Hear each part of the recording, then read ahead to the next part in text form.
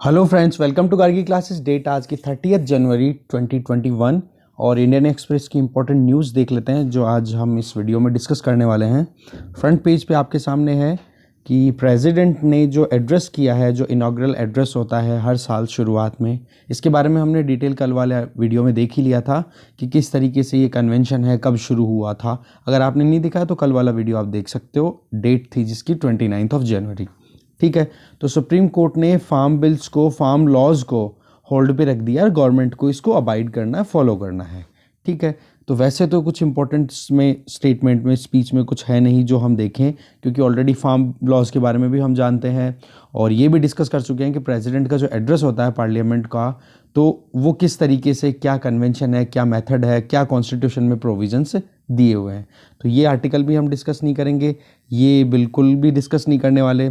ये वाला आर्टिकल है, इसमें इकोनॉमिक सर्वे से कुछ इंपॉर्टेंट पॉइंट्स है जिसमें से ये बताया जा रहा है कि स्पेंडिंग अगर ज़्यादा हो जाएगी तो हमारे यहाँ पर आप देख सकते हो इकोनॉमिक रिकवरी और स्ट्रॉन्गर गेन की जा सकती है, क्योंकि इकोनॉमिक सर्वे के अकॉर्डिंग बोला फिस्कल इम्पल्स के लिए स्पेस बहुत है। अभी भी ऐसी बात नहीं है कि सरकार के पास में कोई प्रॉब्लम है। तो यहाँ पर ये बताया जा रहा है कि जो कर्जा है ना सरकार पे, डेट है, वो तो ठीक है ज़्यादा है, बट फिर भी स्कोप बहुत ज़्यादा है।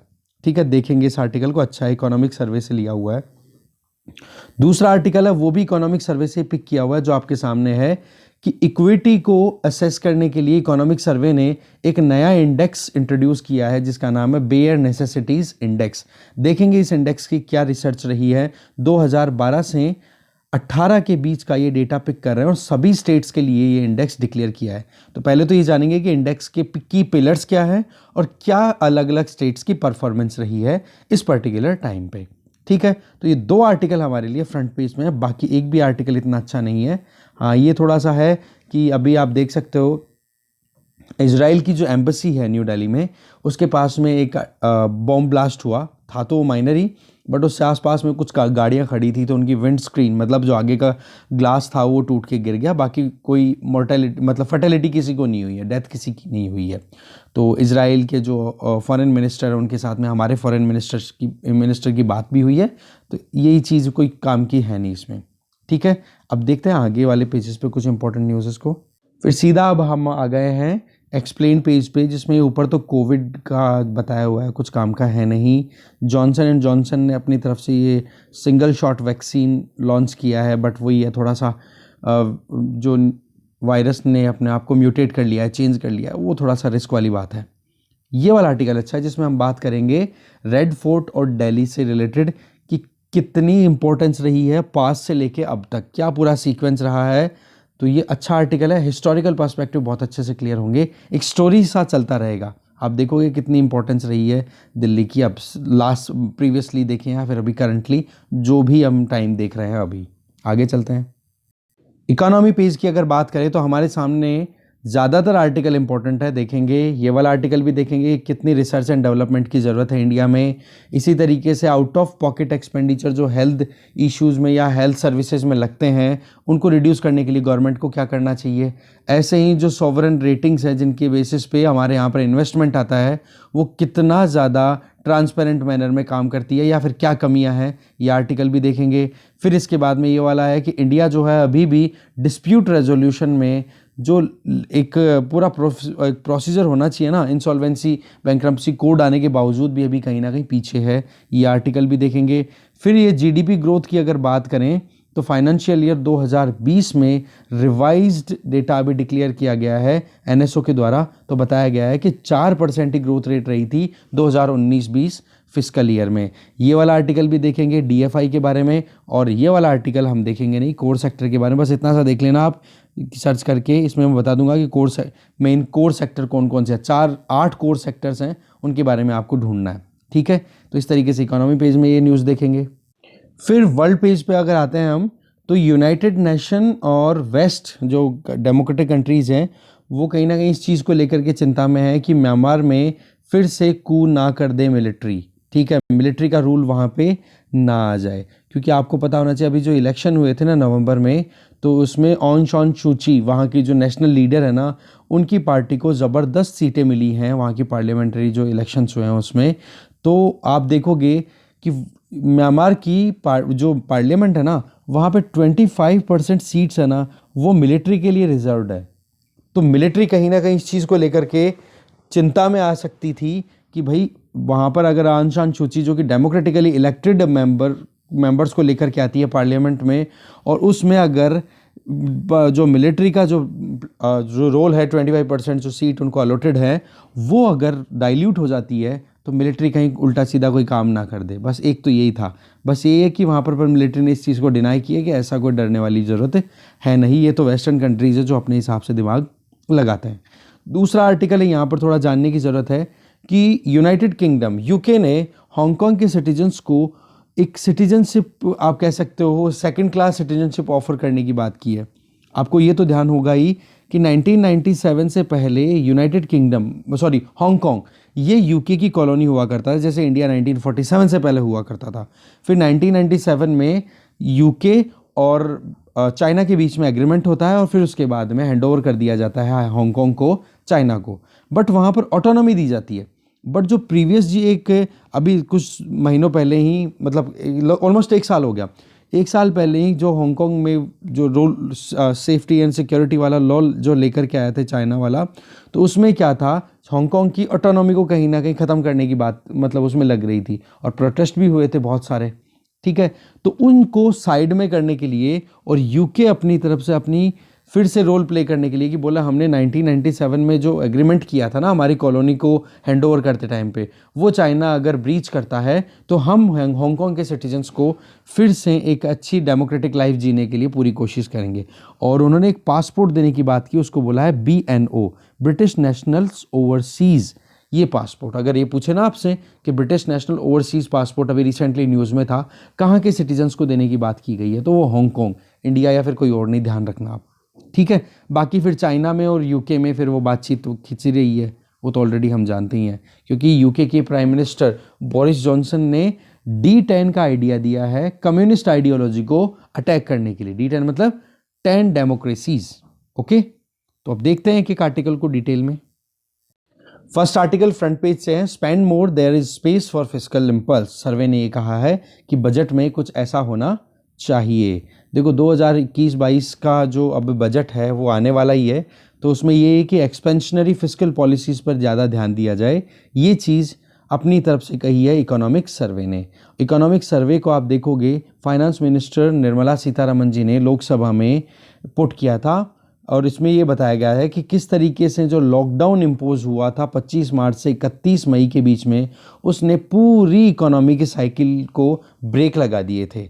पर हाँ, ये है कि उसने जो स्प्रेड था पेंडेमिक का उसको बिल्कुल रोक दिया था एक बार। ठीक है, सुबह हमने इससे रिलेटेड एक आर्टिकल भी देखा था। साथ में ये भी बताया गया है कि अभी इकोनॉमी जो है वो वी शेप्ड रिकवरी भी रजिस्टर कर रही है। वी शेप्ड का मतलब हो गया कि इकोनॉमी डिक्लाइन करके अब राइज कर रही है, अगर आप देखो टाइम के हिसाब से। ठीक है, इसके साथ में जो चीफ इकोनॉमिक एडवाइज़र हैं, जिन्होंने इकोनॉमिक सर्वे अपनी तरफ से अपनी उन्हीं की मतलब कह सकते हो कि उन्हीं की लीडरशिप में ये इकोनॉमिक सर्वे डेवलप होता है, जो कि अभी हैं KV सुब्रमण्यन। ठीक है, इकोनॉमिक डिवीजन फाइनेंस मिनिस्ट्री की है, उसमें ये डेवलप होता है। तो उन्होंने ये कहा कि एक्सपेंशनरी फिस्कल स्टांस लेने की ज़रूरत है, गवर्नमेंट को ज़्यादा डरने की ज़रूरत है नहीं। हाँ, ये बात ठीक है कि अभी डेट बहुत ज़्यादा है, तो डेट से डरने की ज़रूरत नहीं, क्योंकि ऑलरेडी हमारे पास में जो फॉरेक्स है वो बहुत है, FDI भी लगातार आ रही है। अब देखोगे कि जितना अभी तक का हाईएस्ट FDI इंडिया में आया हुआ है, FPI या FDI जो भी फॉरेन डायरेक्ट इन्वेस्टमेंट हमारे यहाँ पे आता है, वो मतलब प्रीवियसली जितना मैक्सिमम था ना फाइनेंशियल ईयर में, वो तो आपका जनवरी या इसमें दिसंबर तक ही अचीव हो चुका था।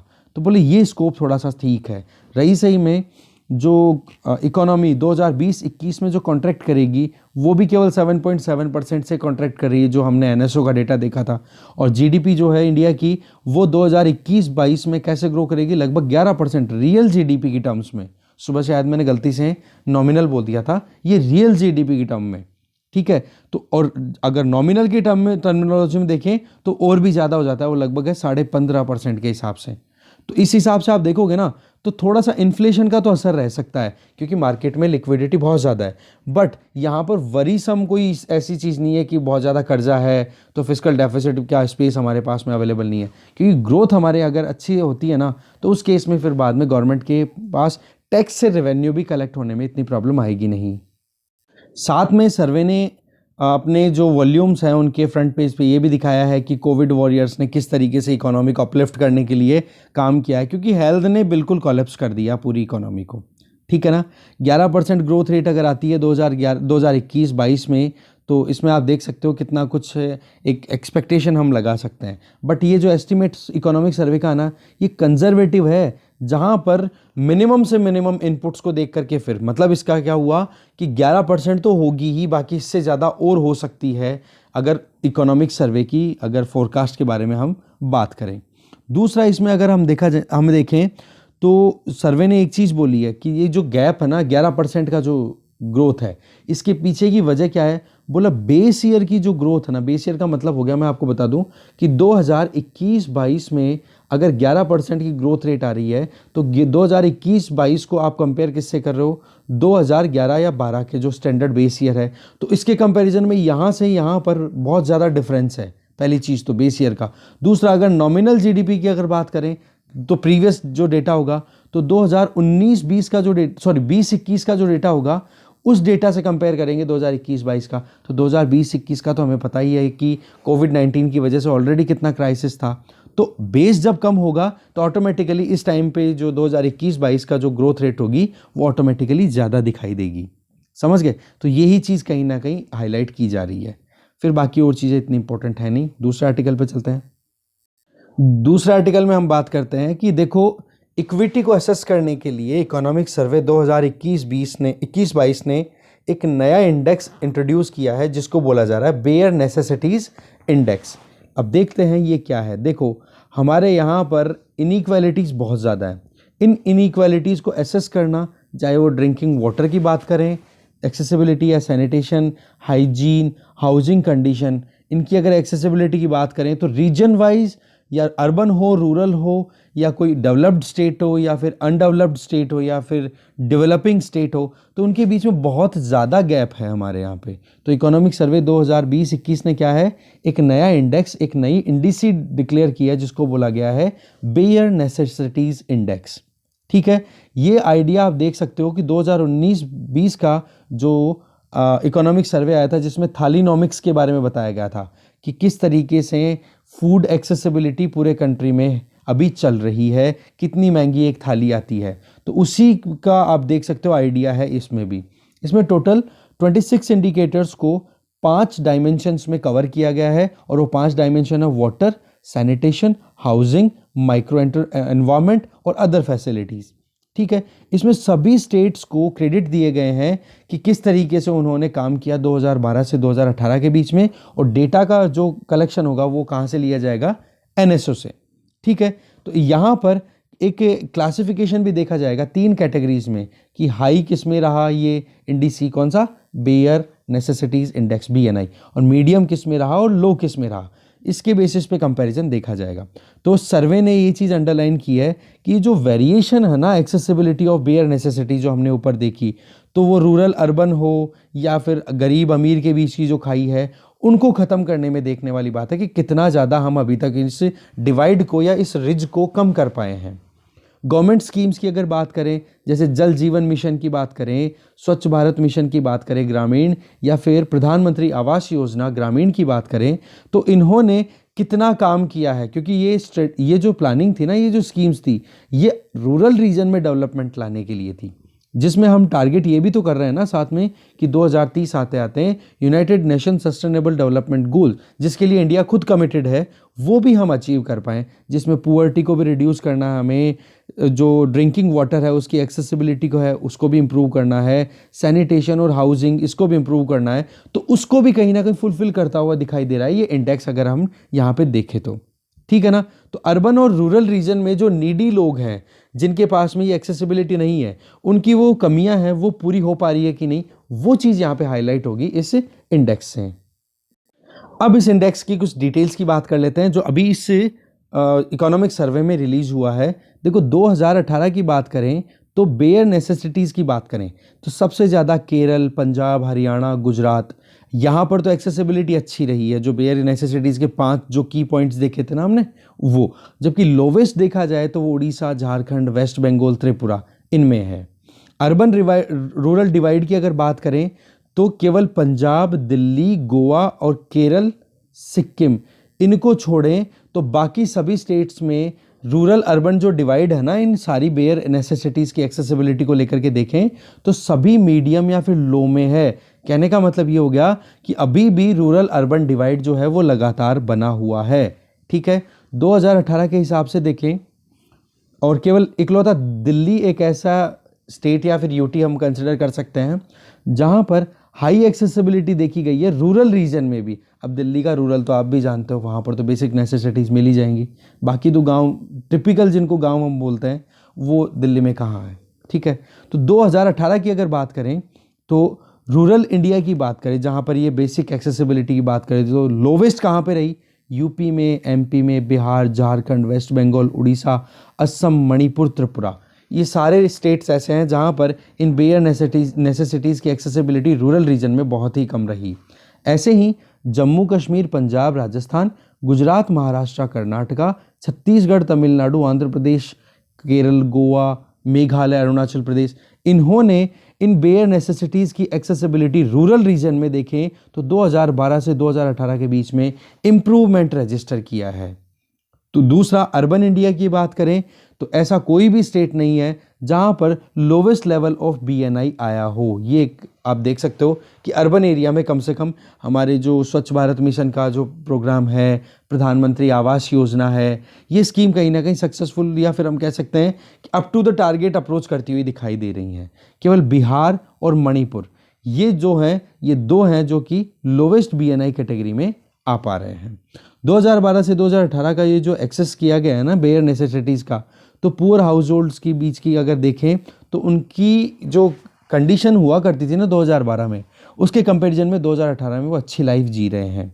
इसी तरीके से रिचेस्ट हाउस होल्ड की बात करें तो वो तो देखो अच्छी खासी चॉइस रखते ही हैं, जबकि पुअर्स के पास में चॉइस कम है। फ़र्क इतना सही है, जबकि रिच लोगों के पास में चॉइस अवेलेबल है।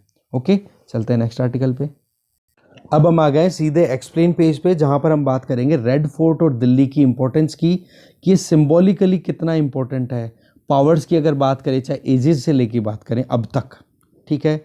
देखो न्यूज़ में तो बहुत सारी बातें ये चल रही थी कि किस तरीके से फार्मर्स ने ब्रीच किया, स्टॉर्मिंग कर दी, रेड कर दिया, बट ये जो लाल किला है ना, इसकी जो प्राचीर है, रैम्पर्ट ऑफ द रेड फोर्ट, इसकी इम्पोर्टेंस कितनी ज़्यादा है वो हमें देखने की ज़रूरत है। देखो 13वीं शताब्दी से पहले दिल्ली या फिर दिल्ली जिसको आज हम बोल रहे हैं, जो कि मॉडरेटली सिग्निफिकेंट टाउन हुआ करता था, मतलब इतनी ज़्यादा इंपॉर्टेंस नहीं होती थी। फिर उस टाइम पे आप देखोगे राजपूत तोमर डायनेस्टी का जब रूल था, तब थोड़ा सा दिल्ली का रूल आता शुरू हो, मतलब हिस्ट्री में थोड़ा मेंशन होना शुरू होता है। फिर 12th सेंचुरी में आप देखते हो जो राजपूत चौहान्स थे अजमेर के, उन्होंने टेक ओवर कर लिया था, बट वो भी कहीं ना कहीं रूल चला रहे थे कहाँ से, अजमेर से ही। फिर उसके बाद में जब मोहम्मद गोरी ने तराई के बैटल में पृथ्वीराज चौहान थर्ड को हरा दिया था, फिर उसके बाद में जब गुरिद टर्क्स का यहाँ पर रूल शुरू हुआ, तब जाकर के 12th सेंचुरी में आप देख सकते हो दिल्ली को कहीं ना कहीं एक पावर सेंटर के तौर पे कंसिडर करना शुरू कर दिया। फिर ये जो सल्तनत एरा जो रहा ना, मतलब मुगल्स के आने से पहले, और जब कुतुबुद्दीन ऐबक बैठ गया था गुलाम वंश का इस्टेब्लिश करने के लिए, तो दिल्ली धीरे धीरे अपने आप में पावर में और अपनी खुद की एक ऑरा में, एक छवि बनाने में कहीं ना कहीं इंक्रीज होता हुआ दिखाई दे रहा है। साथ में आप देखोगे बाबर की बात करें, जब बाबर आया था ना यहाँ पे, बाबर जो कि जिसने मुगल डायनेस्टी को इस्टेब्लिश किया था, उसने भी हराया कहाँ पे, पानीपत में इब्राहिम लोधी को 1526 में, ठीक है।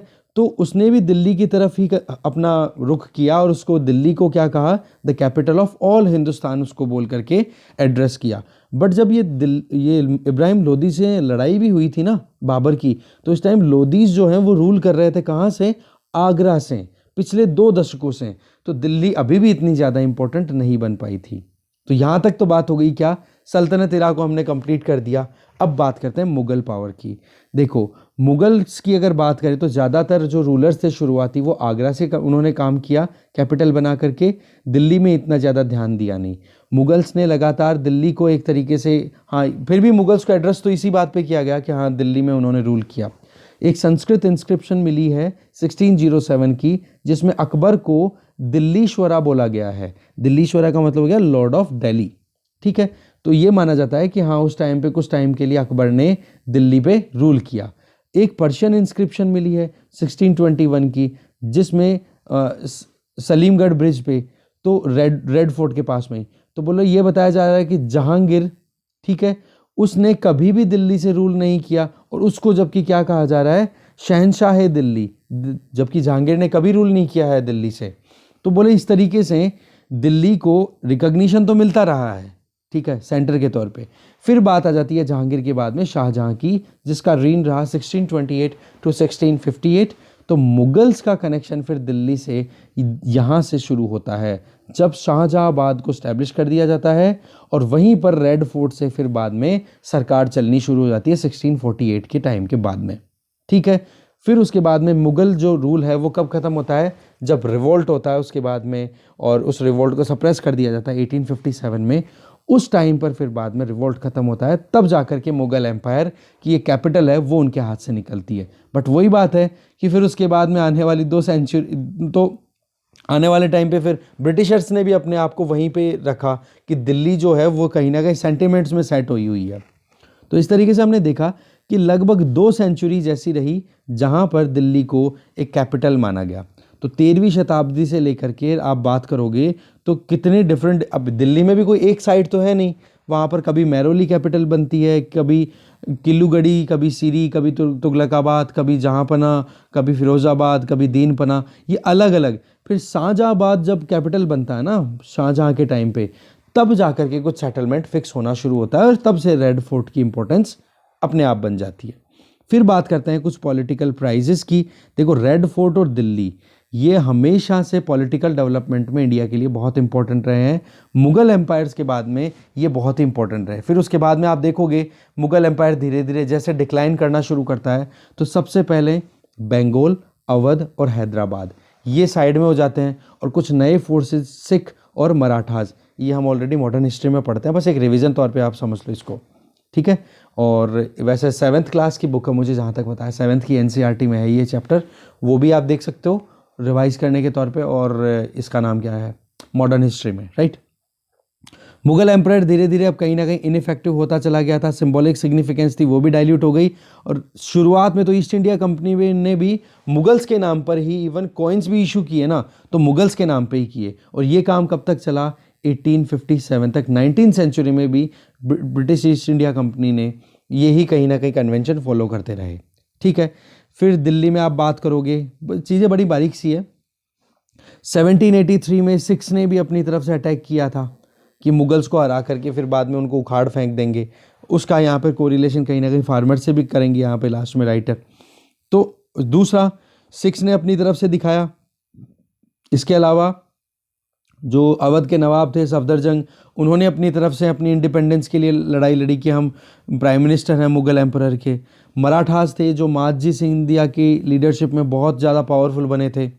तब जाकर के 1803 में ईस्ट इंडिया कंपनी ने जब मराठास को हरा दिया था, तब जाकर के दिल्ली पर कंट्रोल आया। और पिछले आने वाले फिर 1803 से 1857 लगभग 54 सालों तक फिर वहीं पे अपनी पूरी कंट्रोल करने की कोशिश की।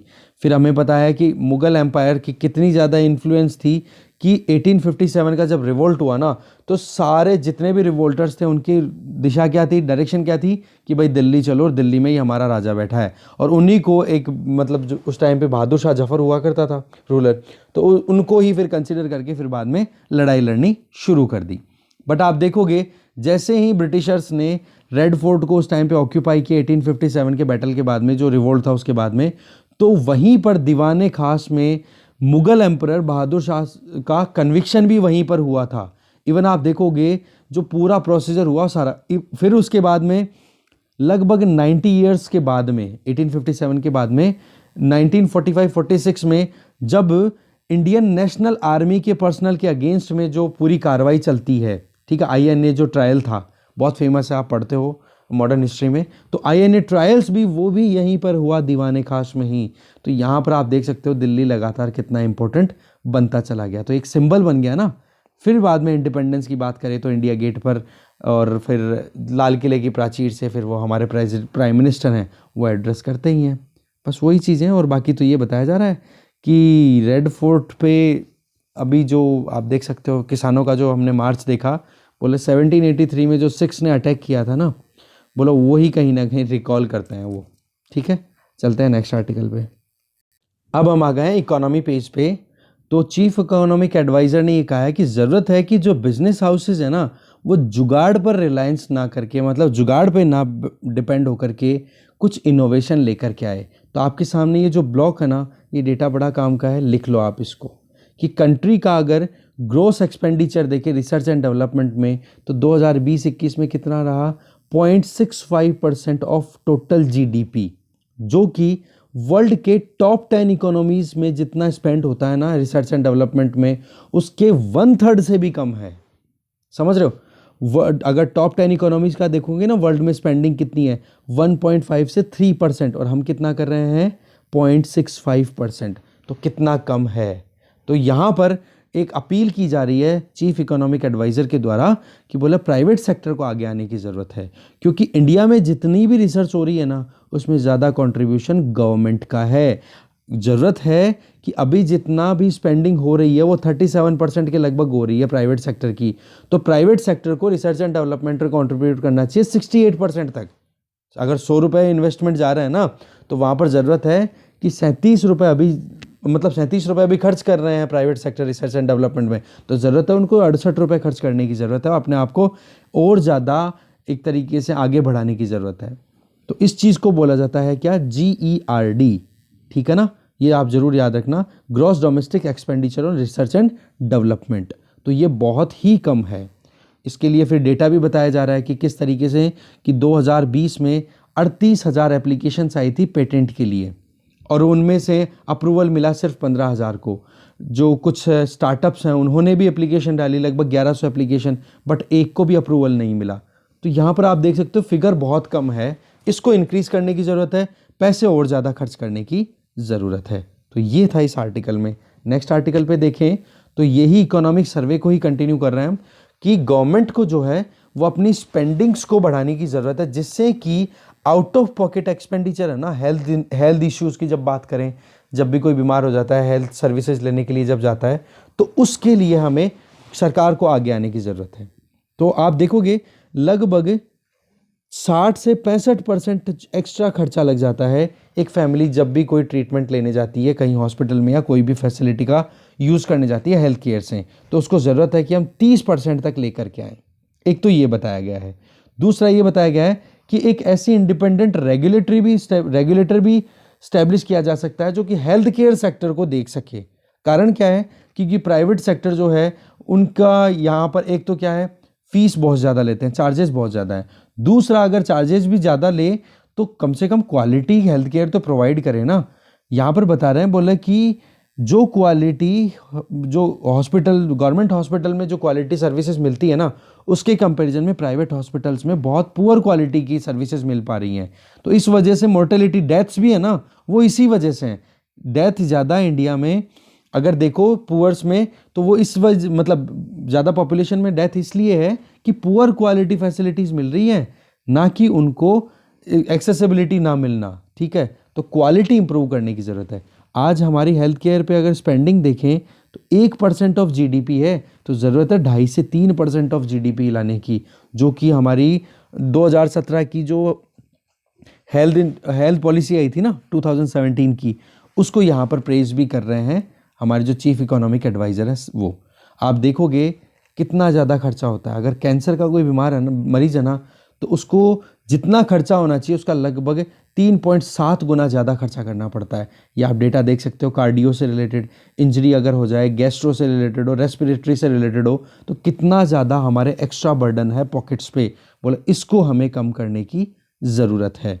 अभी अगर कोविड-19 तो चलो एक कम्युनिकेबल डिजीज़ है, अब आने वाले टाइम पे हो सकता है कोई और गजब की अलग ही तरीके की ड्रास्टिकली डिफरेंट कोई बीमारी का आउटब्रेक हो सकता है, तो उसके लिए हमें पहले से तैयार रहने की ज़रूरत है। चलते हैं नेक्स्ट आर्टिकल पे।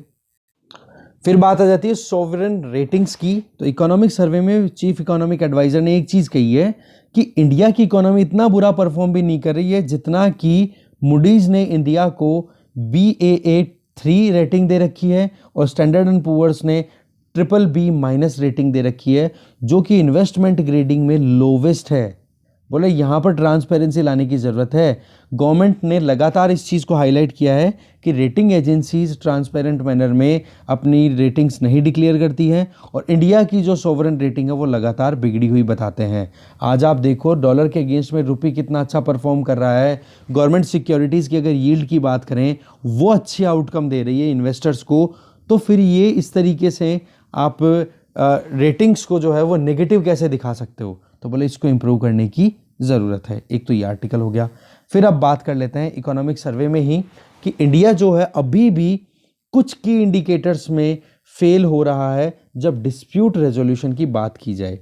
देखो हमारा अगर देखें डिस्प्यूट रेजोल्यूशन को सॉर्ट आउट करने के लिए तो 2016 में इंसॉल्वेंसी एंड बैंक्रप्सी कोड आया था, बट वहाँ पर भी बहुत सारे लिटिगेशंस लग रहे हैं कोर्ट में कि कुछ कमियां हैं, बोला इस एक्ट में, इस कानून में, इस कोड में, बोले इसको सही करने की ज़रूरत है। और सबसे बड़ी कमी आ रही है जुडिशियल इंफ्रास्ट्रक्चर की, कि अभी भी इनके लिए जो एडजुडिकेशन करना चाहिए, जो जजमेंट देने वाली बॉडी होनी चाहिए, उन बॉडीज़ की कहीं ना कहीं कमी महसूस की जा रही है।